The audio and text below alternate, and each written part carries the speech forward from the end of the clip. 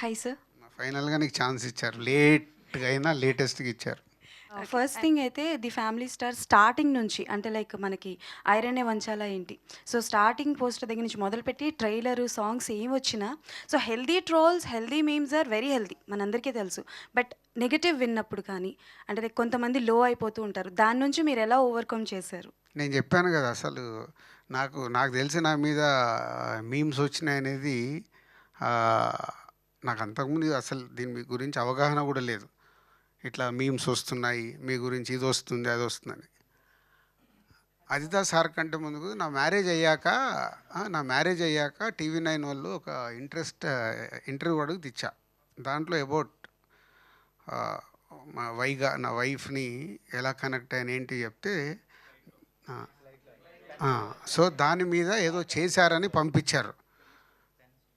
పంపిస్తే చూపించింది, అబ్బా మామ మస్తు కొట్టినవే లక్కీ, ఇలాంటి ఏదో పెట్టారంటే వైఫ్ షో ఇది వచ్చింది ఇది అంటే ఓకే. ఏమైంది దాంట్లో, ఇలా ఉంది. ప్రపంచంలో మన తెలుగు వాళ్ళు ఈరోజు మోర్ దెన్ 14 crores పాపులేషన్ కదా. 14 crores నన్ను గుర్తుపట్టేవాళ్ళు ఒక 1 కోటి మంది ఉంటారు. కోటి అనుకుందాం, ఓకే, 1 కోటి మంది ఉంటారు. అక్కడ కామెంట్స్ పెట్టిన వాళ్ళు 1000, 2000, 10,000. 10,000 అయితే దాటదుగా, 10,000 కాదు కదా. అంటే 99,90,000 ఇంకున్నారు.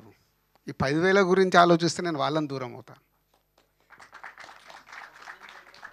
సో మన థింకింగ్ ఇప్పుడు సొసైటీ, నేను ఎవరిని తప్పు పట్టట్లేదు, ఎక్కువ నెగిటివ్ వైబ్లో బతుకుతున్నాం. మన ఇంట్లోకి వెళ్తే కూడా నెగిటివ్ వైబ్సే ఉంటున్నాయి.